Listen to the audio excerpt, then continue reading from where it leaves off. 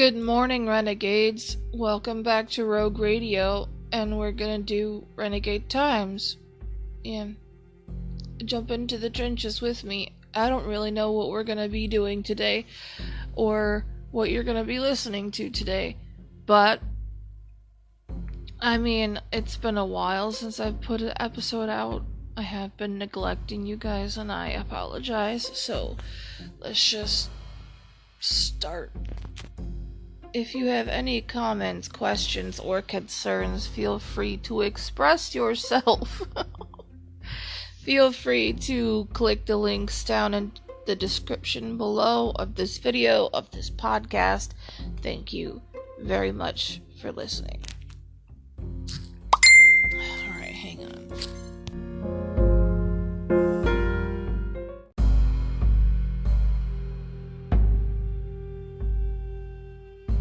First up is politics, like always. Okay.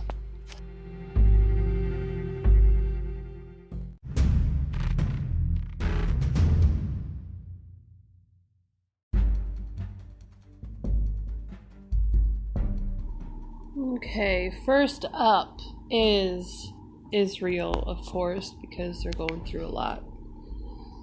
Israel approves deal to get 50 hostages back from Hamas terrorists, report. Okay.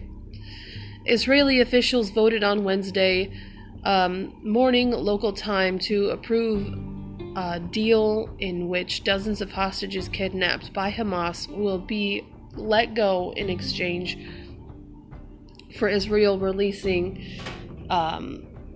some Palestinian women and minors convicted of crimes from prisons inside Israel.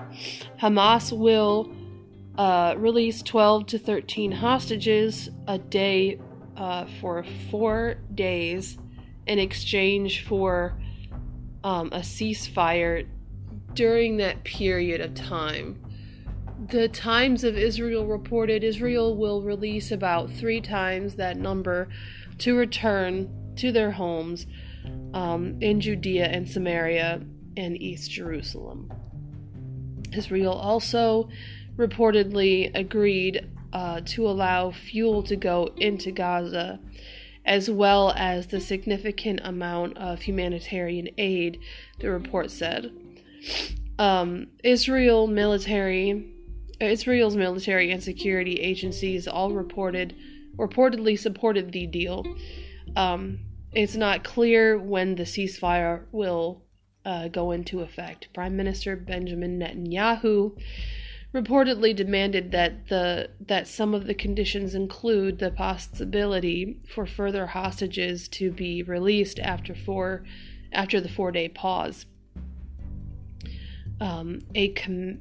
A commitment by Hamas to locate and find hostages held by the terror groups inside Gaza, and a refusal to release Palestinians from Israeli prisons who have been convicted of murder, and the report noted, adding that Israel believes Hamas can help locate 30 additional women and children who were taken hostage by other terrorist groups. We are at war, and we will continue the war, Netanyahu said. We will continue the war until we achieve all of our war aims to eliminate Hamas, return all of our hostages, and are missing, and ensure that there is no element in Gaza that threatens Israel. The IDF, Shin Bet, and the Mossad have made it completely clear that their professional assessment that the security of our forces will be ensured during the pause, and that the intelligence effort will be maintained in those days. He continued, they have made it clear that not only will the war effort not be harmed, but it will enable the IDF to prepare the continuation of the fighting.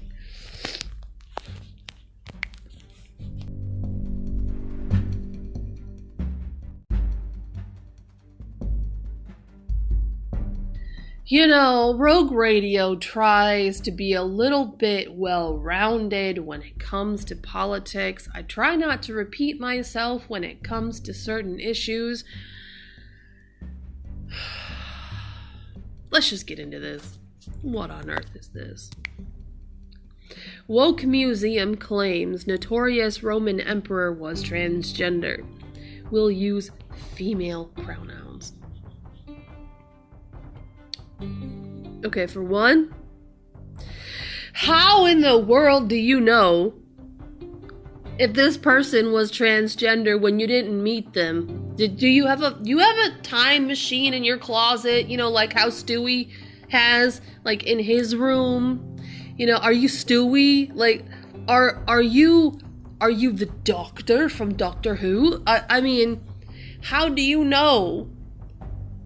Like, for real, if this person was transgender back in the day. I'd like to know. I'd like to pick the brain of a woke person.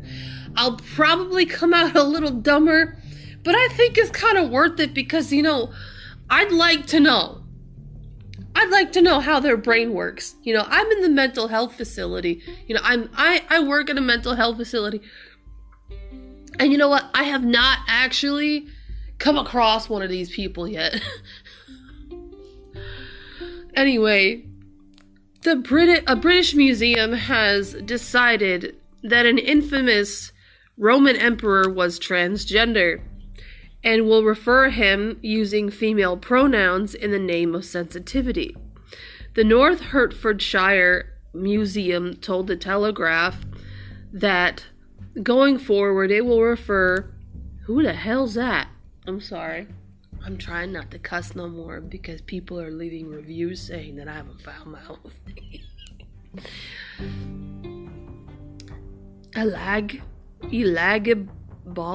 Elagabalus? That's how we're gonna say it.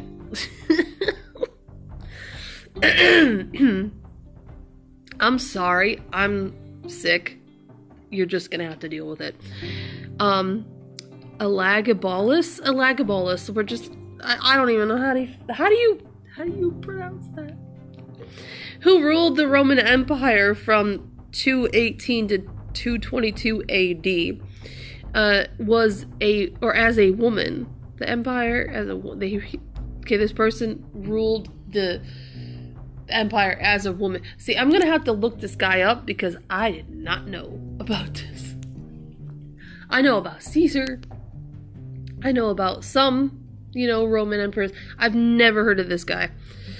But anyway, based on the work of contemporary historian Cassius Dio, who said that Elagabalus was termed wife, mistress, and queen. Call me not lord, for I'm a lady, Elagabalus supposedly told a male lover.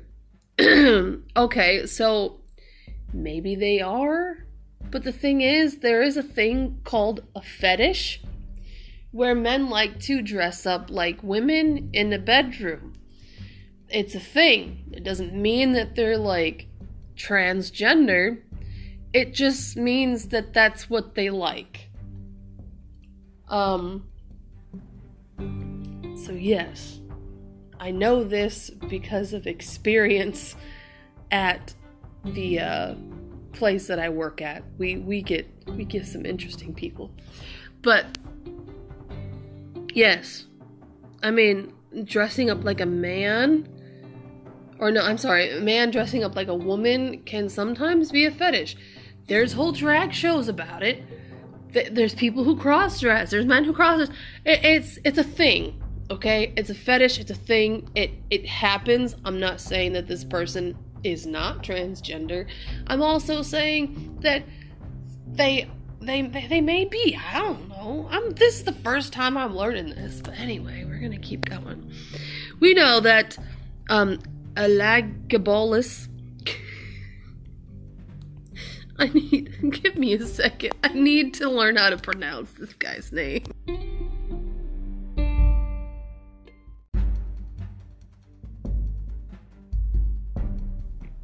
Excuse me. They did not use semen in their bread. I had to correct myself because I was like, that doesn't sound right. And it wasn't right. They did use bread as dildos, which gives another meaning to a yeast infection, but we'll just keep going. Did I lose it again? I did. My phone is not working. I don't know why. But let me go ahead.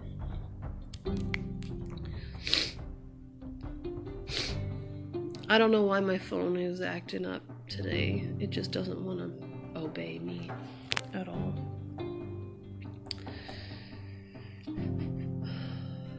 Let me find it again.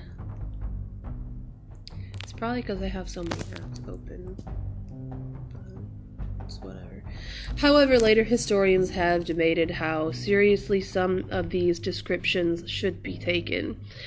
Rome was an unapologetically patriarchal society and lacked modern conceptions of gender as something independent of biological sex.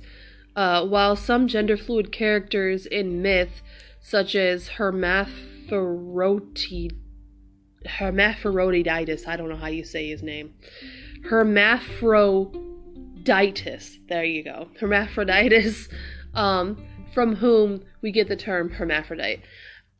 Yes, that just tells me that whoever wrote this had a fetish for hermaphrodites. There's a fetish for everything, people. Please just know that. Some people like candle wax poured over their naked body. That's just a thing for people. I don't understand it, but there you go. There's so much more I could tell you guys. There's so much more I could tell you. But we're not here to talk about fetishes, okay? And the blind prophet of Tiresias, who was transformed into a woman for 7 years as a divine punishment, after which he was transformed back into a man. Such ambiguity wasn't transferred over to flesh and blood people. So, allegations of sexual impropriety or effeminate behavior were stock insults in the Roman political lexicon. Surviving Jesus Christ. Surviving histories of the era are often fragmentary and biased, with some unpopular emperors being exclusively remembered by the description of their enemies. So I understand that.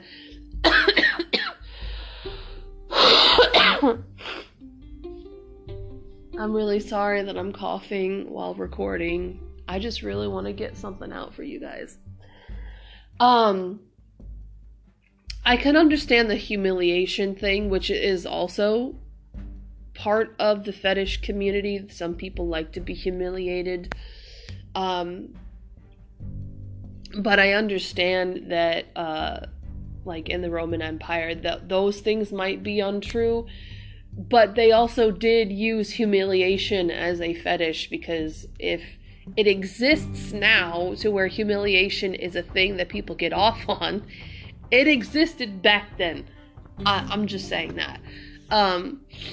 In order for a fetish to kind of like form in today, there has to be a root to where it came from. But anyway, there are many examples of Roman literature of times where effeminate language and words were used as a way of criticizing or weakening a political figure. Dr. Shushma Malik, a classics professor at Cambridge University, told the BBC, references the Elagabalus, I don't know how you say his name, wearing makeup wigs and removing body hair may have been written in order to undermine the unpopular emperor. Yeah, that is also a possibility, but like I said, this is probably not... I feel like transgenderism could have been a possibility, but I also believe that, there's a fetish to everything. People are attracted to weird stuff. And we know that the Roman Empire was ridiculously promiscuous, and we know that they did a lot. They had a lot of promiscuous sex parties back in the day where men would dress up as women just because they thought it was fun or just because it turned them on. There is a fetish out there. I guess it could like fall under role play, where men like to dress up as women and they want to play the role of the woman in the bedroom. It happens. Some men like to be dominated by women. Some women like to be dominated by men. There's a lot of stuff there. There's a lot of stuff to unpack there. But there's drag shows about it now. That's probably where the drag show thing came from, was from the Roman Empire, because they dressed up like women, because they just enjoyed it. Yeah. But Elagabalus, who is widely considered to be one of the worst emperors Rome ever had, ascended to the throne at the age of 14 at the end of a bloody civil war, and was himself assassinated 4 years later to be replaced by his younger cousin, Alexander Severus. Aside from his reported sexual exploits, Dio tells that he was married at various points to 4 women and 1 man, and had many extramarital affairs. Elagabalus is also remembered for his promotion of the Syrian sun god of the same name, and his unpopular religious reforms, which were rescinded after his death. Cassius Dio lived through Elagabalus's reign and was a close political ally of his replacement. While he is still respected as a valuable ancient source, Dio has often been regarded as less reliable than other Roman historians, and his descriptions of the late emperor were far from neutral. He both married and was bestowed in marriage for he appeared both as man and as woman. Give me a second. Alright, I'm back. Male and female. And in both relations conducted himself the most licentious fashion. Okay. In the same amount, Dio repeatedly refers to Elagabalus. There we go. Or no, I don't know how you say his name. I'm not even going to pretend to. Elagabalus, as a pretender to the throne. And accuses him, among other things, of defiling virgin priestesses, dressing and acting like female prostitutes, planning to cut off his own genitals, seeking out a primitive vaginoplasty, and says that he ought to have been scourged in the forum, thrown into prison, and then put to death. Okay, that you have some very strong feelings against this guy.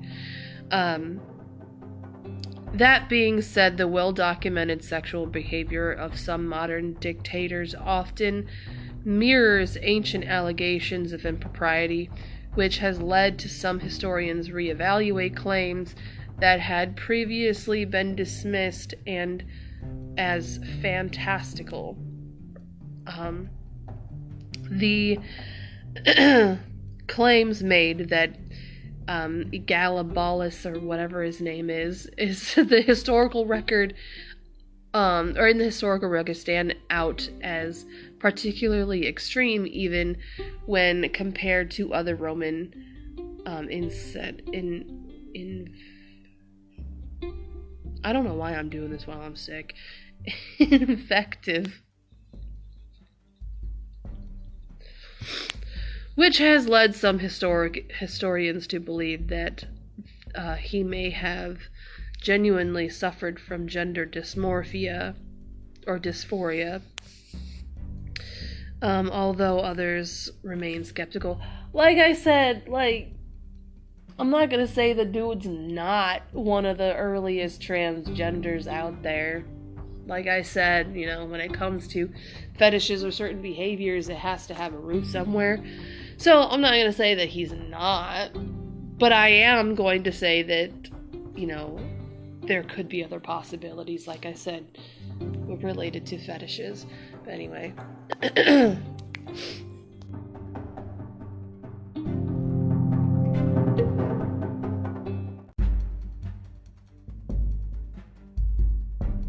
Okay, this one might be a little bit controversial, but controversial? Jesus, I am sick.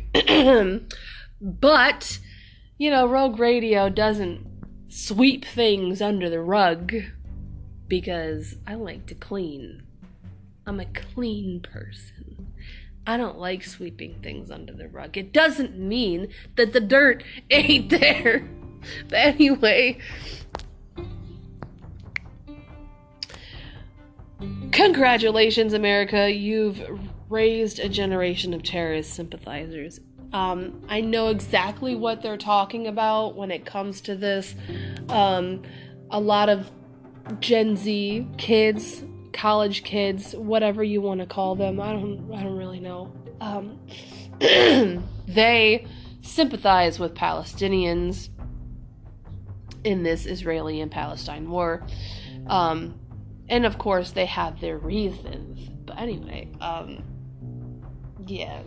I've listened to the Cooper Stuff podcast where John L. Cooper actually talks about this. And to be honest, he has much more patience and much more love for the souls of people than I do, which I greatly respect. I really hope that one day I'll get to that point. But right now, I just kind of see people as either stupid or really smart at this time. That's just me.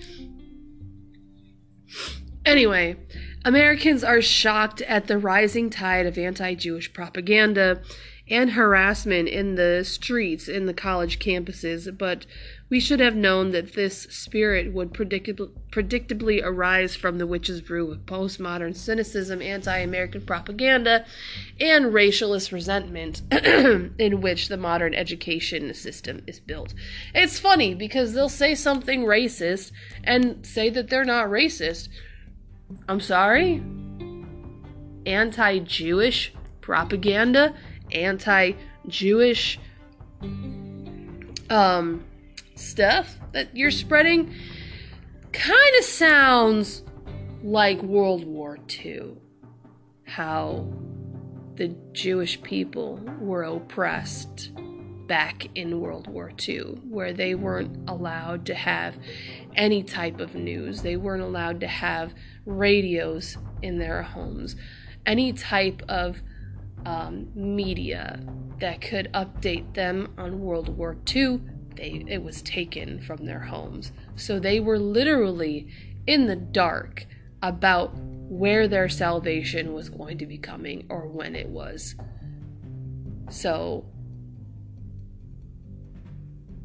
who are you, Gen Zers, to do that again? Apparently, I don't fully blame Gen Z. I really don't. You want to know why? Because somewhere back in history, we messed up.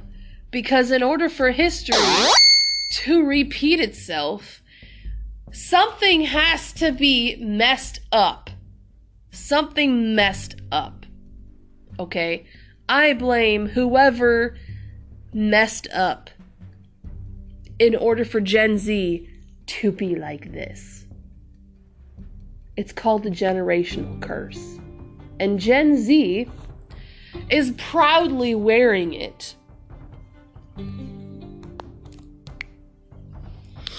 Anyway, a new CAPS Harvard poll shows that the cold reality of what Gen Zers believe, 59% readily admit that Hamas is a terrorist group of brutal killers who indiscriminately shot, killed, beheaded women, men, and children. Yet 51% say that the brutal killing of innocent Israelis is justified because of Palestinian grievances. So you're saying that murder is okay because of oppression? If anything, according to your mentality, Israel should be justified in killing Palestinians because they've been oppressed for thousands of years.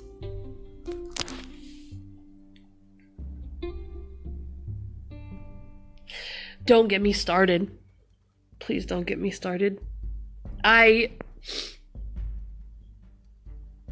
You all know that Rogue Radio wholeheartedly supports Israel, and I really don't care who has a problem with it. I think I've lost maybe 2 followers because I support Israel. I don't care. So I apologize if I get really angry when Gen Zers who know nothing, absolutely nothing, they claim that they know everything, but they don't. But they claim to know everything about the controversy of the Palestinian and Israeli war and all of that. And they want to choose sides because they want to feel important. That's all they care about. Gen Zers, you just want to feel important, okay? Get a job. Get a real education. Learn. Open a book, okay? Literally do that. Don't just say that you have a degree in this, all right? Educate yourself, because what you're saying and what you're doing and what you're supporting is insane. It is the definition of insanity, okay? I know that there are people who are going to, regardless of their education and regardless of how smart they are going to, side with Palestine. That's fine. As long as you're a smart person, okay? Listen, I don't care. It's Gen Z that I have a problem with, okay? You were toddlers 4 years ago. You're still acting like one now. Just letting you know. All right? I don't care. Please don't sit here and say that you know everything that is going on when you were a swimming little sperm in your dad's ball sack 5 years ago. Stop. You know nothing. And the fact that you are picking a side makes you want to feel important. That's how you think. If I pick a side, I will be recognized. I will be able to fight for something. I am a martyr. No, you're not. I'm sorry. You're not. I have a problem with Gen Z, okay? I do. A big problem. Because they claim to know everything. They claim to know that they're smart. They claim to say that, oh, I'm smart, I'm educated, educate yourself, and all this other stuff to people who have degrees, who are very smart, who have experienced stuff much more than they have ever. Some of you are still living in your parents' basement. Get a job. Stop talking. You know nothing. Anti-Jewish and anti-Israel sentiment is more popular among Gen Z than any other belief in the possible exceptions of unrestricted abortion and socialism. What more would Gen Z have to do for us to realize this is serious? Venerate Obama bin Laden? Oh, I'm sorry, venerate Osama bin Laden? What the fuck? I don't know what they're saying. Not at that point, I don't know what. Well, the bin Laden worship has begun. Oh my god, they're worshiping bin Laden now? Really? So this is what they're talking about. This I did not know about. Last week, his letter to America became the subject of a growing number of TikTok videos with young adults from all walks of life testifying that it has led them to a new appreciation of how terrorism is justified as a tool of resistance against Western power. Listen, if you're anti-America, go ahead and move. Don't tell me that you can't afford it. How about you get a job, work your ass off, and then move, okay? It's awful. You know, patriotism used to be a way of being proud of being American.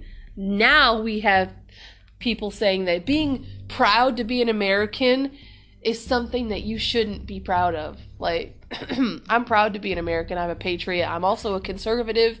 And technically, I fall under the Republican category. And I really don't care. You can call me whatever you want. Alright? I just... Seeing how this nation is now seeing people who are so anti-American that they would worship Osama bin Laden is... I want to move off this planet. I don't think moving to a new country is going to be enough. Anybody want to move to the moon with me?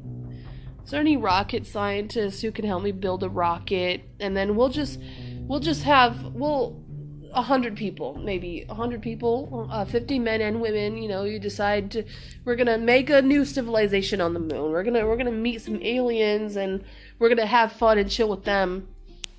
All right, who's up for moving to the moon? I don't know how we're gonna do it, but listen, we're gonna go ahead and try.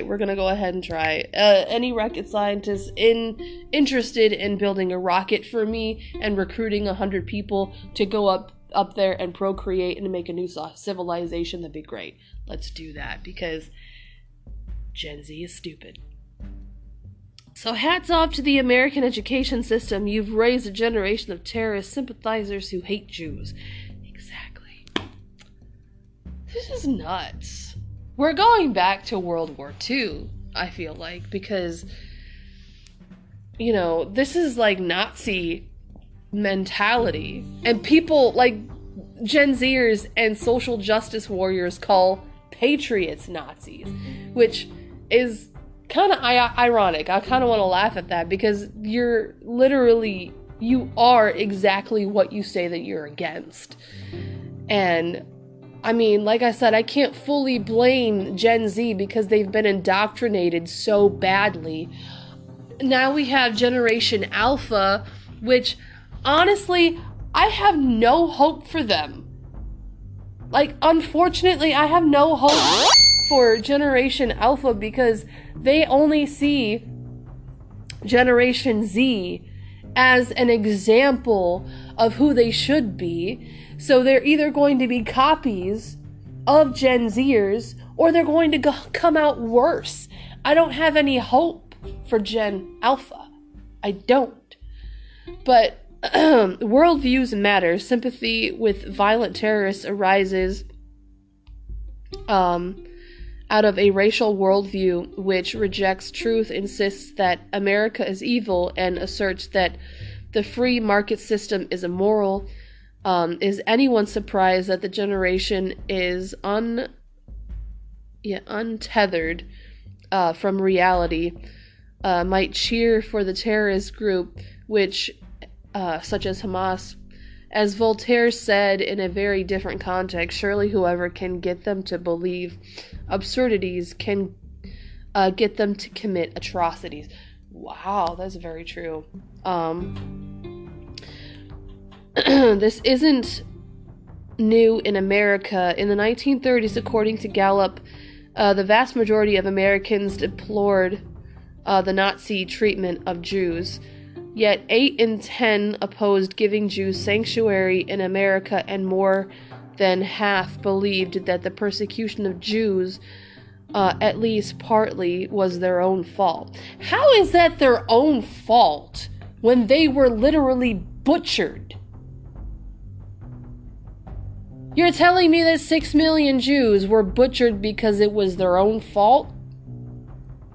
Make it make sense for me. Because it really doesn't. Gen Z, you are the Nazis. Meanwhile, Hitler was busy indoctrinating German young people en masse, failing to win majority support among the populace. Hitler bolstered his view of radicalizing the youth in just the first year of Nazi dominance. The Hitler youth grew from 50,000 members to 2 million. That's about one in 5 German youth. Okay, 1 in 5 youths would only be about 5% of the total population, but history shows that it doesn't take a majority to destroy a nation. It requires only an activation of an outraged minority and the acquiescence of the rest. A similar thing happened during Mao's Cultural Revolution in China.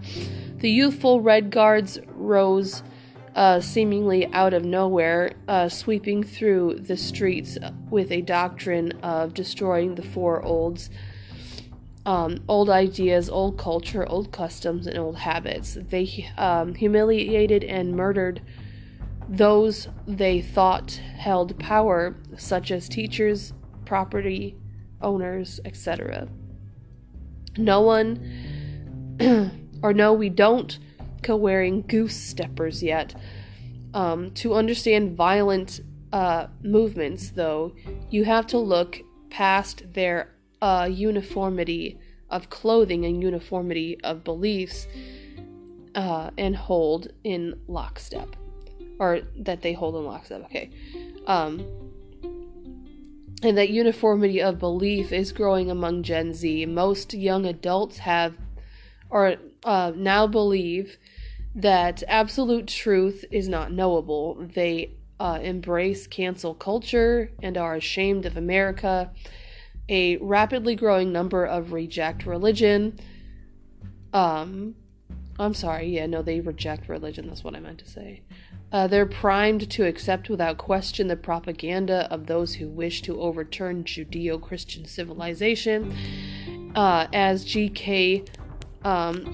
Chesterton pointed out, when people stop believing in God, it isn't that they believe nothing, but that they will believe in anything. True. Wow. That really sums it up, really. A nation without God is a nation of ruin. This is what happens when you take God out of things. Some say that violent ideologies can't take root in America. We're too smart for that. That's what they said in Germany, but decades of indoctrination in the anti-God philosophies of Nietzsche, Wagner, and Heidegger eroded their moral decision-making ability. Jews were signaled out first for harassment, persecution, then extinction. It was all very slow until it wasn't.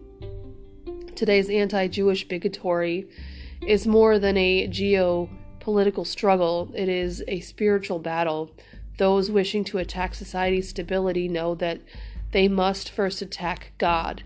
Attacking God means attacking the Judeo-Christian worldview and that says that humans have value because of God. Jews are an ever-present reminder that there is a God and that he has a plan for the world. Everyday anti-God movement from Haman and Old Testament to Bolsheviks to Nazis seeks to destroy them. How do we respond in such a time as this? Parents, educators, and pastors all have a role to play, and some of them don't even care. Like, you know how much I hate the Pope, and it kind of sucks that some people that I appreciate have gone on to meet the Pope and take selfies with the Pope and sympathize with the Pope. I forget the guy's name, but he's the actor who plays Jesus in The Chosen. He actually was seen in a video taking a selfie with the Pope. So I don't know how you can do that by by a man who acts as Jesus, who is a Hebrew, who is Jewish, who I know has been acting on set in Israel, goes ahead and sympathizes with the Pope when the Jewish people are against that because the Pope only wants to be worshipped. Sir, you just blasphemed. I don't know if I have any respect for you, because to be honest, you might not even know.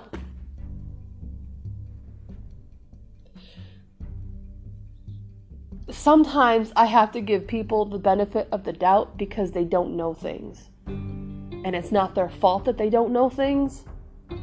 So I have to be very careful sometimes. Because sometimes they just don't know. Sometimes they're just negligent or ignorant to certain things.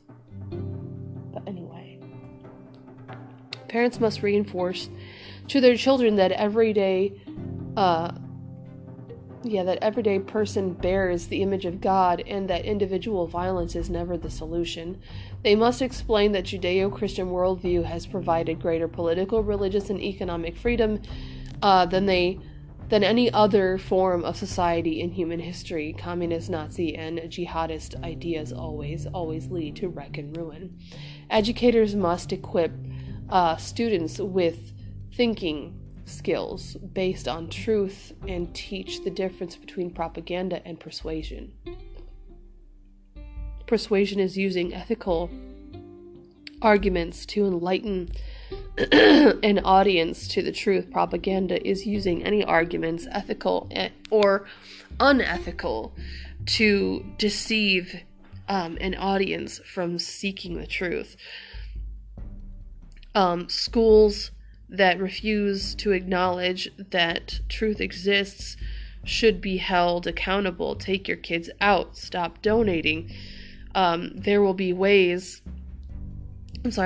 always thieves who try to steal the minds of the young, but why in God's name would they bankroll them? After World War II, the Jewish community admonished us to never forget.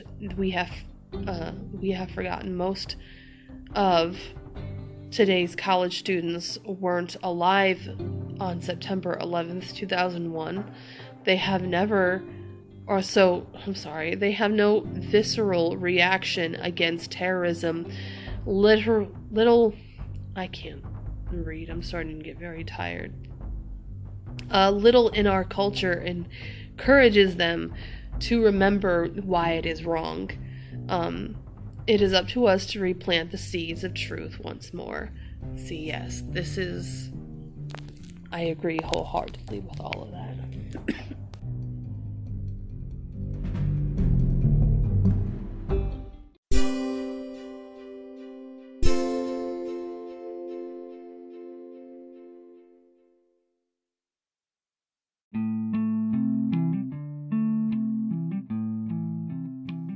Okay, you know your girl loves psychology because, I'll tell you the one big mistake I've made in my life is going into cosmetology instead of studying psychology because, oh my god, the things that we learn about neuroscience, neurology, psychology, the things that we are now starting to learn about the brain and how it functions is just amazing to me because, the reason why I absolutely love psychology and things to do with the brain is because I've struggled with, mental illness back in the day. I'm not going to say that I don't struggle with it today. It's just not as prominent in my life anymore. But figuring out how the brain works really does affect how we approach mental illness as well, and mental health. So, we're gonna go and read this article real quick. This comes from Incorporated, Inc.com, Inc.com. Neuroscience says one rather brainless activity can lower your stress and make you more productive. Okay, so I'm pretty sure you might know this, but I am a very lazy person when it comes to the opportunity to be lazy. I can work and do the housework and all of that other stuff, but when it comes to being lazy, do not disturb me. I think it's just because I'm a grown-up now, and having those moments can sometimes be, rare to be lazy and not be bothered. But yeah, the current business environment can be intense, making the need for creativity crucial to achieve new solutions and original ideas. However, how do you activate people's creativity at work? Let me tell you something. Creativity is a staple from where I work, because I work in the mental health facility and we do occupational therapy every day. But anyway, apparently this is about creativity, which is really cool. This will sound far-fetched, but follow the science here. All right. According to a study by Drexel University, art-making activities such as drawing, coloring, or doodling can activate the reward paths in the brain, which is known to boost mental health and creativity. Listen, all of y'all teachers out there that are reprimanding your students for not paying attention and drawing instead of paying attention, listen, they're coping. Stop. Leave them alone. I can't even, count how many times a teacher has come up to me and said, "Stop drawing, Sarah. You're a nuisance." No, they haven't told me I'm a nuisance, but they have said, hey, quit drawing, pay attention, listen. I'm just like, listen, I like to draw, and I'm still paying attention in a way.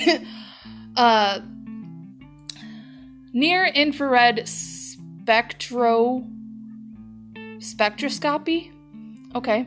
Technology to measure blood flow related to rewards in areas of the brain while participants completed various art-making projects. The activities included coloring in a mandala, doodling within or around a circle marked on a paper, and having free drawing sessions, each for 3 minutes, with rest periods in between. During all 3 activities, there was an increase of blood flow in the prefrontal cortex of the brain, which forms a part of the writing for our brain's reward circuit. See, I didn't know that. I thought the prefrontal cortex, which is located around the forehead area, if I'm not mistaken, that is basically your personality. That's what makes you you. So, like, if you are a technical person, that's basically just part of your personality, which would be located in the prefrontal cortex. I'm sure there's another part of the brain that does trigger that technical part of you, but it's written here, like, in your cortex, that that's who you are. But anyway, this shows that there might be an inherent pleasure in doing art activities independent of the end results, said the study's lead author. The advantages of creating art can go beyond just the pleasure of the activity itself. According to surveys before and after the art-making activities, participants who engaged in art-making felt more creative and were better able to solve problems. And these findings have important implications and highlight the inherent benefits of art in promoting creativity, focus, productivity, and well-being. But there's one clear winner in all its art making. Doodling gives you more benefits. See, I know now why in school I used to just doodle all the time. Between drawing, coloring, and doodling, the latter takes the cake. When you are facing a challenge, project, or problem at work and feel stuck, the solution is to start doodling. Doodling is a simple and accessible activity that can help you tap into your creative side and generate new ideas. In doodling, your mind is free to wander, and you can explore different thoughts and possibilities. See, there is a benefit for disassociating sometimes when it comes to hard work. Disassociation is just interesting. So when I say disassociation, I don't mean like staring out into space. Apparently, according to Alpha Talks, who is amazing at researching mental health and spirituality and how those things tie together, I recommend going to see his channel. I know I've recommended him many times before, but apparently, like, depersonalization and disassociation are two different things. So disassociation just means that, like, you're not associating with the outer environment that you are in at the moment, and you're doing your own thing.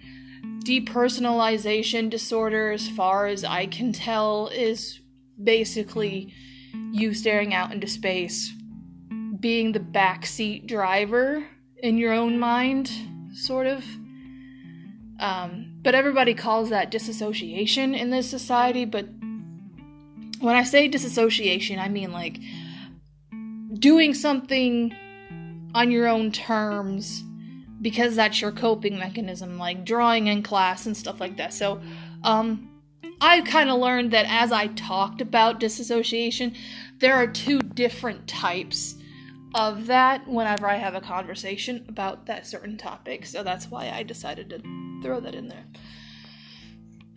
But the act of doodling can help reduce stress, anxiety, making it an excellent tool for improving your overall well-being, which also will make you more productive. Doodling, the research suggests, can evoke positive emotions and should be considered a therapeutic tool for everyone, regardless of their skill level. After all, we're talking doodling here, a judgment-free activity. Exactly. Since doodling frequently can have a positive impact on your mood, according to the research, the more you doodle, the stronger your mood-boosting effect can be. Studies have been shown that doodling can help reduce stress and create a focused mindset. Besides its stress-reducing capabilities, doodling can enhance a person's problem-solving and communication skills in the workplace. Many successful people use doodling to boost their creativity and focus, and the fact changes this misconception that doodling is a mere distraction. See, that's the thing, like back in my time in high school and in junior high and even elementary, the teachers just would hate that when a student would doodle. I don't know how it is now. Things are a little bit more progressive now in the educational system, but I mean, back in the day, our teachers did not like it, and that's probably because I hate when I start talking, I'm trying to find the right words to say. It's like my brain can sometimes be a little slower when I talk. But anyway, it's probably because the research has not come out at that time, so there was like a stigma with kids not paying attention, or it looked like that we weren't paying attention. So the next time you feel overwhelmed or need a break, take a few minutes to grab a pen and paper and let your mind wander. You might be surprised at the results. Overall, doodling is a simple yet effective practice that can benefit everyone. I agree wholeheartedly. I love that.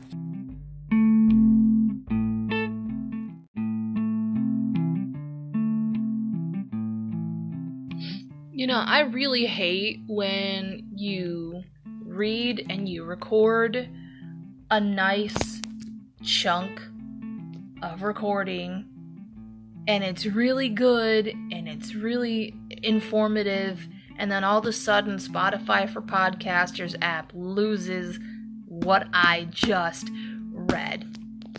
You had one job.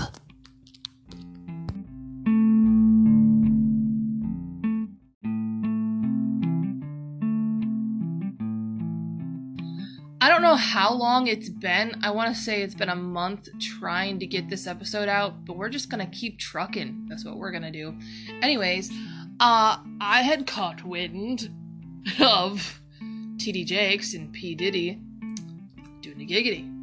You know, TD Jakes likes to play with the Ditty titties. I mean, come on. I mean, you can't show up to P. Diddy's parties unless you are either wanting money or wanting sex. And to be honest, the man's rich. Why in the world would TD Jakes want money? I think he been there for the Ditty. Okay, this comes straight out of TikTok. We don't know if this is true or not, but do I believe that there is a big possibility of it being true? Hell yes. You wanna know why? Because, to be honest, the way that P. Diddy and TD Jakes kind of like behave with each other is a bit iffy. It's a bit kind of, it's kind of gay, just a little bit. I don't know. Maybe it's just because I'm from Toledo, and Toledo is a mixed bag of different versions of men. But a lot of the time, like, you don't see a grown man laying his head on the chest of another grown man while they're taking pictures and videos. You know, it's hidden in plain sight for me. And you don't do that. You don't do that with another man unless you're really, really into them. But anyway, like I said, this comes straight out of TikTok. TikTok is not a reliable source. So that's why I'm saying we don't know if this is true or not. This is all alleged news.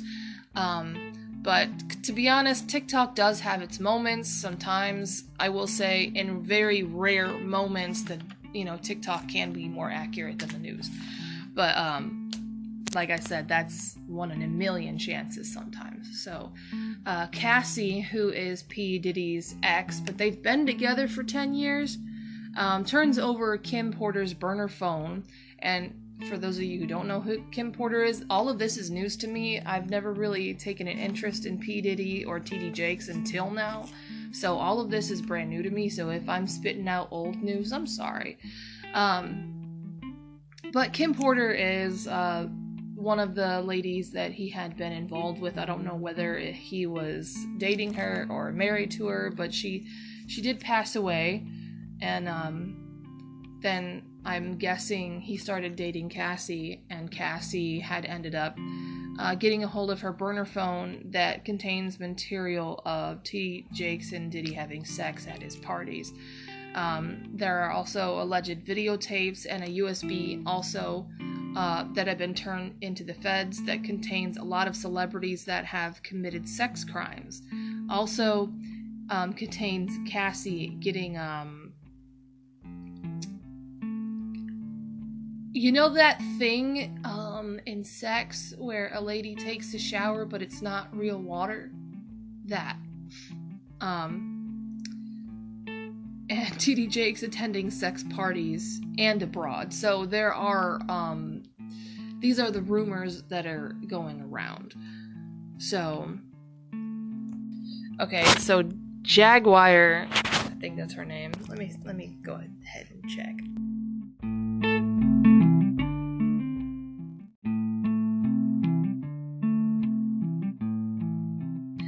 Yes, her name's Jaguar Wright. And, she's been in the industry. I think she said that she was an attorney at one time. I don't know if she is now. Like I said, all of this is new to me, so if I get something wrong, I am terribly sorry. But anyway, she does say that Titty was there for either sex or money. And like I said, never mind, it was probably one of the previous recordings that I deleted. But anyway, T.D. Jakes is very wealthy. His congregation gives him a lot of money. So to me, he doesn't need any more money. So the fact that he would come to his parties for either sex or money, it has to be sex. Because why would a man of God, or a supposed man of God, go and get money at parties, just like have an opportunity to earn more money at his parties when he already has $1 million, maybe 5 jets, I don't know, and a giant church where even celebrities like Oprah, twerk for Jesus, at his church. But Ditty has also he has allegations of victimizing Usher and Bieber as well. Usher was exposed to sexual behavior and even shared a bed with Ditty, which, again, I don't see how another grown man and another grown man can lay in bed with each other and it not be gay. I don't know how old Usher was at this time, but even if he was young, this would have raised a lot of red flags. There is a young man that is suing T.D. Jakes for an incident when he was 10. He was forced to be a top. And parents were members of the Potter's House but left in 2015. So this is something that someone had claimed. This is something that someone had, accused T.D. Jakes of. There is a legal process that is going on with that right now. Of course, T.D. Jakes paid them to keep quiet, and Jakes lawyered up, I guess he's been messing with Christian Keys. I don't know who that is. Tyler Perry, of course, because why not? Because I feel like he's very close to Tyler Perry as well. And from all of this, it does sound like T.D. Jakes and P. Diddy, they sound like homosexual pedophiles if they have been victimizing Usher, Christian Keys, these children that have come out and said, I was, victimized at 10 years old. So yeah, it sounds like from the news right now that we're getting that both of them are homosexual pedophiles. But, T.D. Jakes has also been caught wearing a Mason ring. The Potter's House will fall. Okay, so there was a woman on TikTok who claims that she's a prophetess, you know how I am with people who call themselves prophets, apostles, epistles, preachers, pastors, what's another one? A prophet is a real big one. To me, if you're on TikTok claiming that you're a prophetess, it's going to be very hard for me to take you seriously. Because a prophet is never going to call themselves a prophet. To me, a prophet has this sense of humility to where they won't call themselves anything but a person who serves Jesus Christ. So anybody who calls themselves a prophet, I don't believe that you're a prophet, okay? But this is what this prophetess does say, that T.D. Jakes will be exposed, his legacy will fall, and he will die with no legacy at all because of what he did. Like, he'll die with no riches, he'll be buried with no legacy at all because of what he did. The potter's house will fall. That's one of the things that she did say.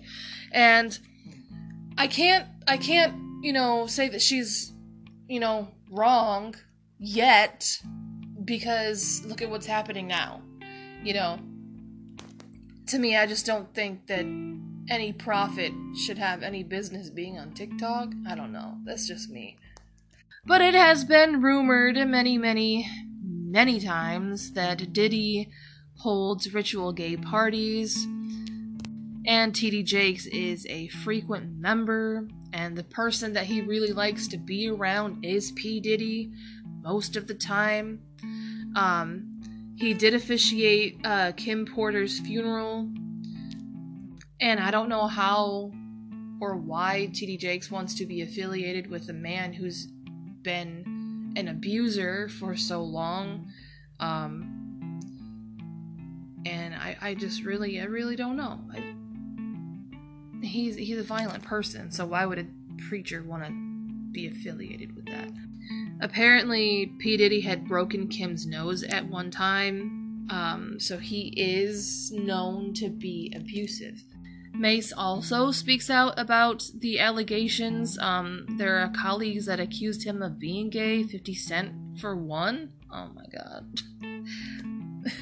One of P. Diddy's, former security guards does confess that he shops for, that thing that you put in a wine bottle to keep the wine fresh? It's not a cork. It plugs up things in the bedroom. That thing. But apparently P. Diddy doesn't just do this to slake his own lust. He also does this to assert his dominance over people. His security guard did quote P. Diddy saying, and I'm going to be paraphrasing one thing here because, but he does say, if I can make a man suck my Diddy stick, I can make him do anything. And I paraphrased one word, so you guys are going to have to leave that up to the imagination. But there are also claims that he had forced Chris Williams to do, that thing that happens when you want to have a sucker and you suck on it? That thing. But in the end, all of this is alleged at the moment. I will be following up on this story. So yes. Oh yeah, no, I almost forgot. I forgot. The kicker for me was that T.D. Jakes is rumored to be a power bottom. So basically, what a power bottom is that he orders the top what to do to him. That's pretty much what a power bottom is. Like, you do as I say, and I'll be satisfied. And yeah, that's the story. Anyway, we're gonna go on to the next story.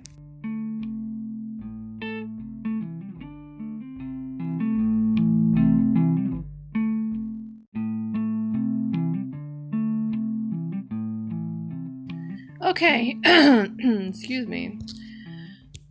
Here are 9 signs on how Yeah, if you recognize these 9 behaviors, you're dealing with a high-level narcissist.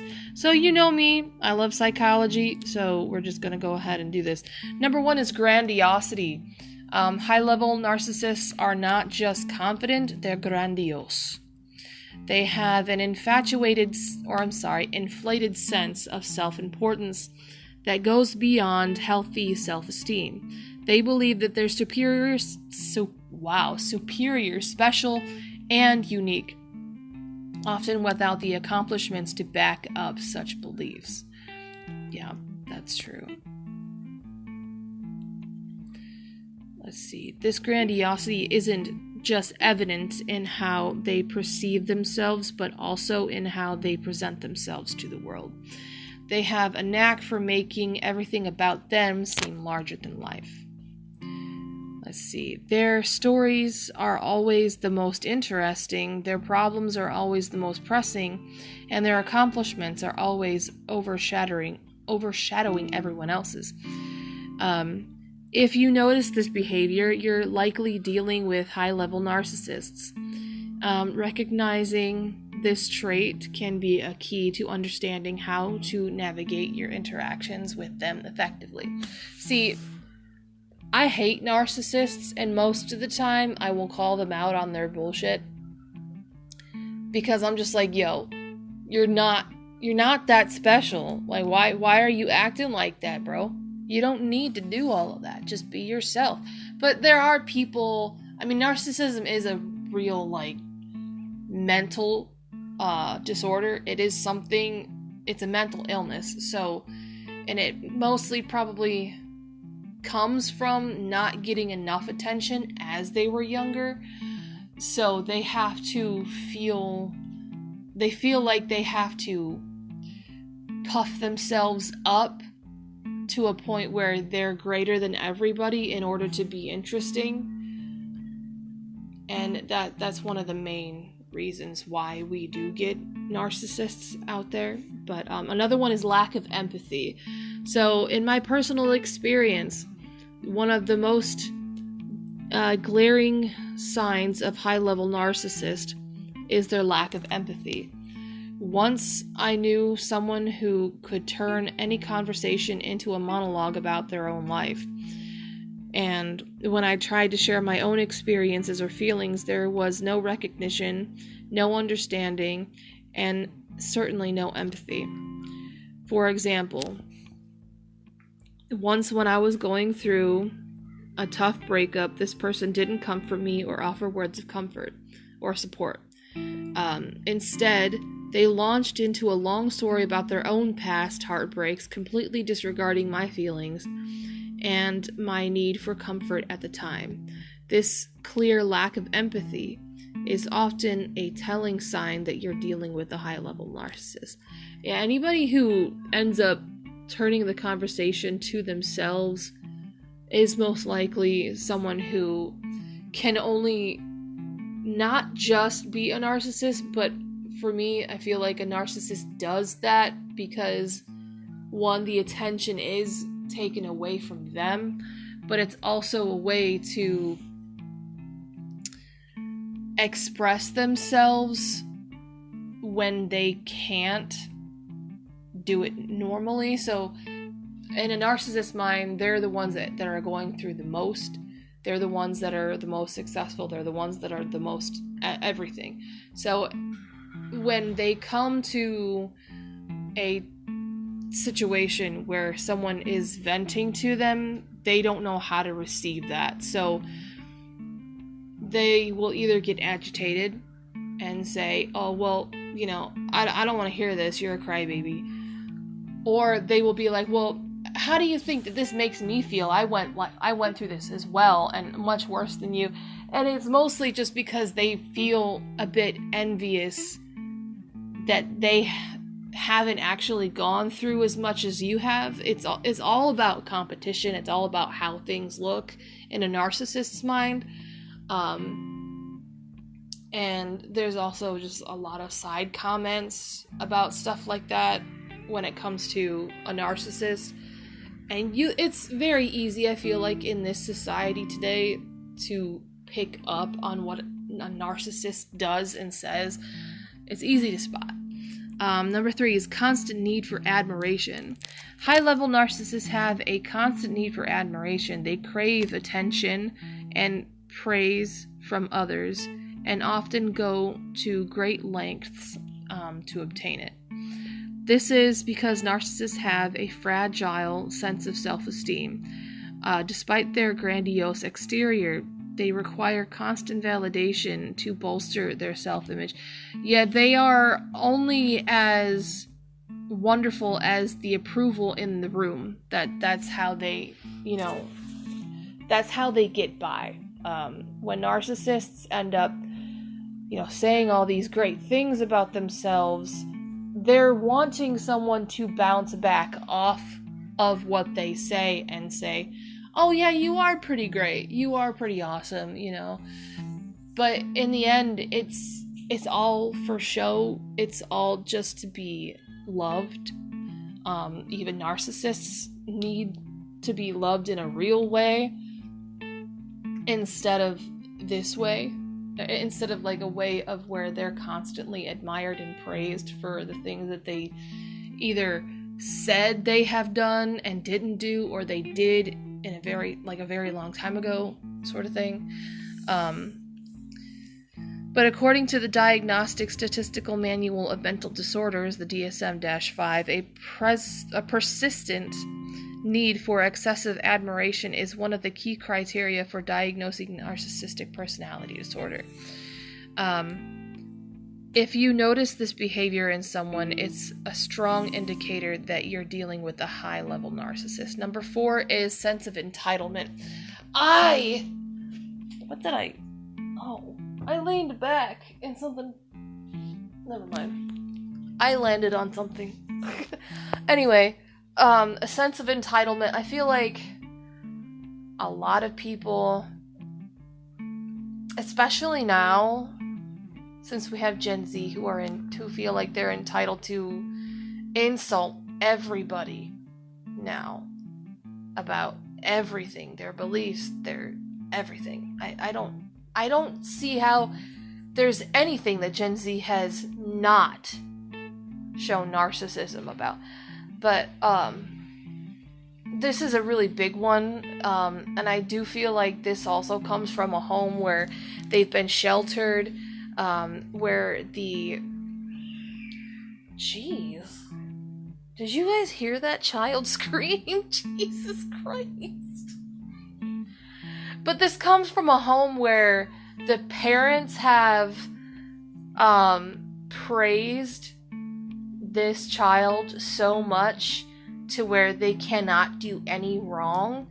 And I have experienced this in like my own life where I've had a neighbor that thought, like, okay, I used to live in a very communal, not communal, it was a very community-based type of like apartment complex. So this neighbor that I had, he was invited to a party downstairs, right under my apartment, and a fight broke out that night. And I found out from another neighbor that it was because he was hitting a kid upside the head with an empty 2-liter bottle.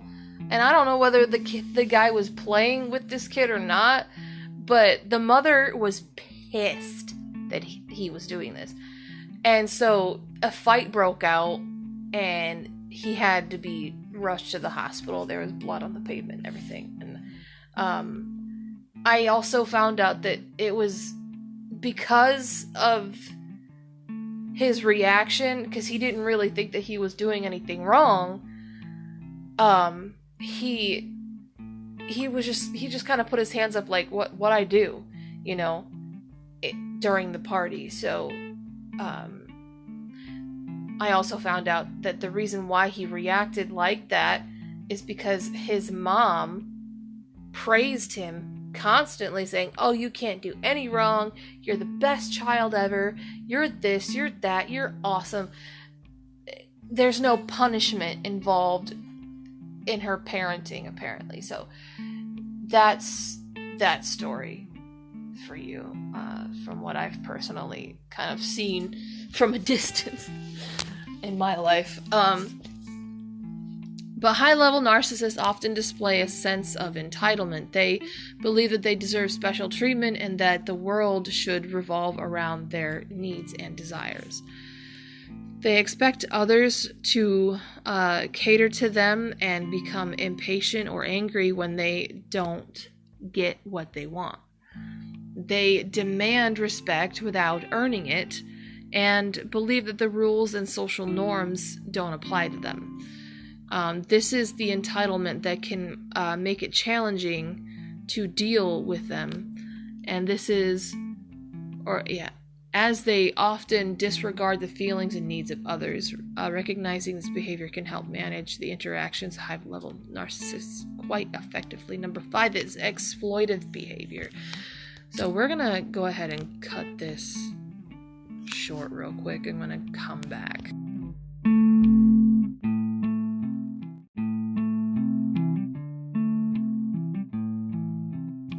Okay, next is exploitive behavior. Another key characteristic. Hang on. I lost my place.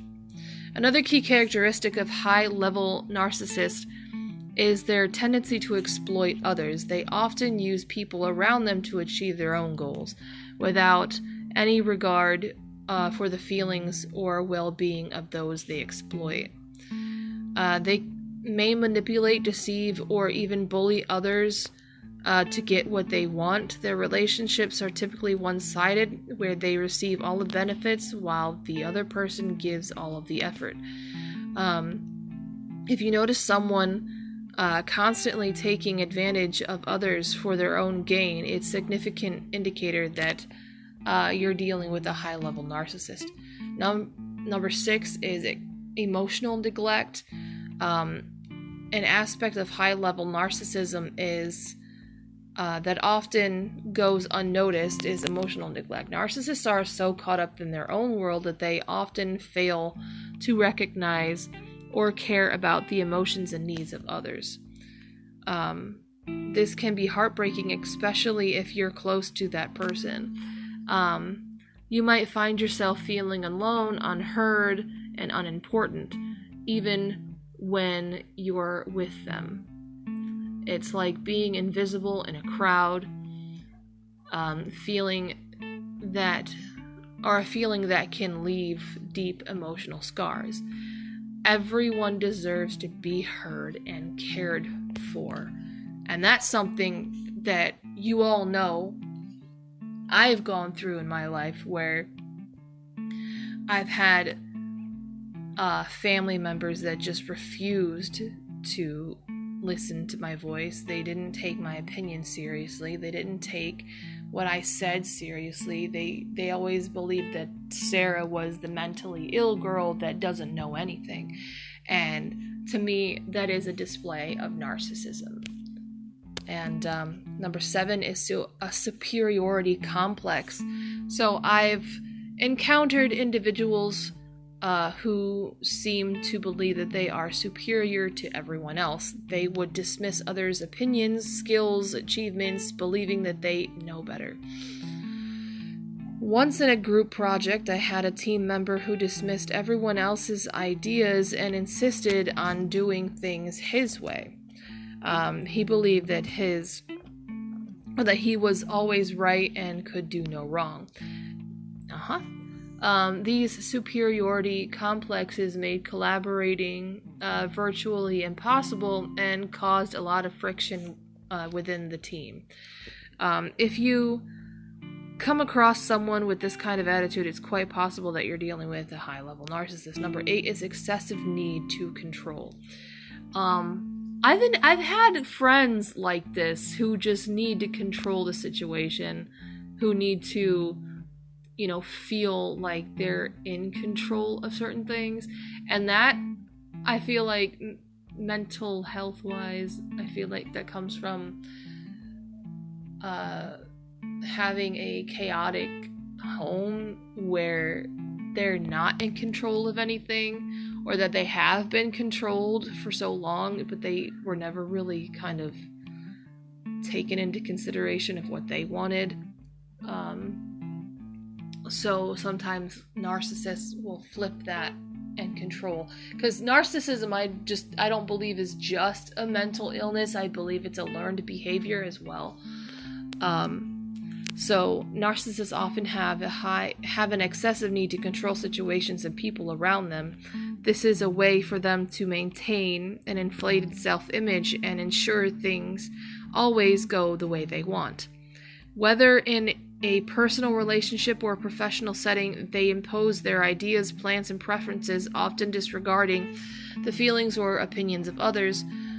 They can become impatient or angry, and they feel they're losing control. This need to control can be exhausting for those around them, and they may result in strained relationships. Number 9 is lack of accountability. They can do no wrong. They will gaslight and they will project things that they have done onto you. That's a staple narcissistic trait. The most crucial behavior to watch out for is when dealing with a high-level narcissist is their lack of accountability. They rarely, if ever, accept responsibility for their actions or mistakes. Instead, they deflect blame onto others and make excuses for their behavior. They see themselves as faultless and believe that any problems are because of someone else. This refusal to accept responsibility can be incredibly damaging, especially in close relationships. Recognizing this behavior is vital when dealing with a high-level narcissist. And that's it for today. I do want to, go ahead and say thank you for all of the, I think we're up to 81 countries that are listening to Rogue Radio. I am deeply and will always be thankful for anyone who tunes in to my episodes, to my podcast. I appreciate you greatly. Even if you don't like me, I've had some, bad reviews on Spotify a few times, and that's okay. I still appreciate the constructive criticism. I do, because that thing, I let my haters be my motivators. I'm not going to go ahead and sit here and explain myself all the time. I'm not going to sit here and let people bring me down, because for that one bad review, there's tons of other countries that are listening to me that may actually believe that I am a good source of information. So that one review is just a grain of sand on a beach to me. It's there, but it's almost unnoticeable. But like I said, if you hate me, if you love me, I'm just really happy that you're listening. We are up to 81 to 83 countries. I can't remember. I have to go ahead and count them all again. Sweden is in one of the top, listeners at the moment. Thank you, Sweden. I absolutely adore you. Britain and Ireland are also listening a lot. Canada, a lot of other countries below that. Israel is listening, and I am very, very honored that Israel is listening. I always try to talk about Israel with great respect and with great accuracy, because I know that you guys are going through a lot right now, and I want to be able to give that information as accurate and as respectful as possible. I think we have reached the country Namibia. I think that's how you say it. It's an African country up in the northwest. I think that's how you pronounce it. I thought it was pronounced Nambia, but I don't think so. I had to actually go and watch a video on how to pronounce this country. It's Namibia. And, well, thank you, Namibia, for listening. I am very, very grateful. We are also being streamed in Gambia. We are also being streamed in Bhutan, Estonia, Chile, Uruguay, Poland is also listening. There's just so many of you that are listening, and I adore each and every one of you. We have small, very, very small island countries like Jersey and Mauritius that are also listening, which I am gobsmacked. Like, listen, we have big countries like Russia that are listening, which is amazing to me, but it really does blow me out of the water when I hear of a country that I've never heard of that is listening, and I get to research where that's at, and I'm blown away. I'm like, yo, y'all listening too? This is great. I am so thankful, and that's the best Christmas present for me, to be honest. Is to have a brand new country that is listening. That really makes me happy. And I hope that you guys continue to support Rogue Radio and listen to Rogue Radio, because I love you guys with all of my heart. Even if you hate me, I don't care. I still love you. And thank you so much. And I hope you guys all have a wonderful Merry Christmas. If you don't celebrate it, I just hope you have a beautiful day. Alright, I know this is coming after the day of Christmas, but listen, some people, have an extended celebration. So for those who are extending that celebration, have a great day. Be safe. Be blessed. I love you. Thank you so much. I will see you in the trenches next time.